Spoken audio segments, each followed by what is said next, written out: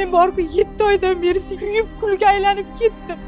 Farzand dog'i yomon ekan. Toshkent viloyatining Bo'ka tumanida o'z oyog'i bilan tug'ruqxonaga borgan homilador kelinning shifoxonadan o'ligi chiqdi.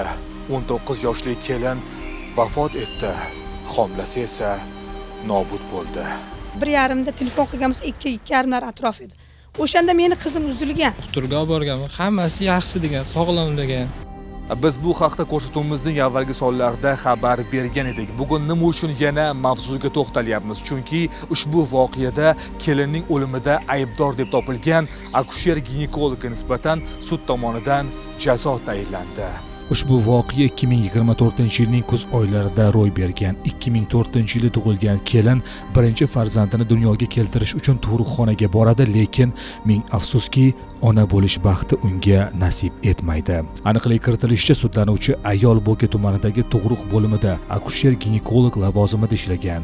Sud hujjatlarida keltirilishicha, kelinning vafotiga allergik reaksiya oqibatida rivojlangan anafilaktik shok, o'tkir yurak va nafas qon tomir yetishmovchiligi sabab bo'lgan deb ko'rsatilgan. Taksidan tushganmi, telefon qilishdi. Keliningiz mazasi bo'lmayapti dedi. Sraz qaytib bordi. Borgandan keyin kuyovimga tilxat yozdirib olmoqchilar. Yozib bering, ana operatsiyaga olib kirib ketyapmiz deb. Men baqirdimki, meni bolam operatsiya holatda kelmagan-ku deb, nima qilyapsizlar sizlar deb baqirdim.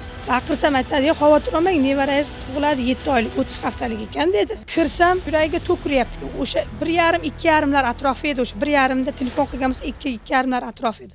O'shanda meni qizim uzilgan. Jinoyat ishi hujjatlarida keltirilishicha, ayolning salomatligi to'liq o'rganilmasdan unga nisbatan dori vositasi yuborilgan va bu kelinning o'limiga sabab bo'lganligi aytildi.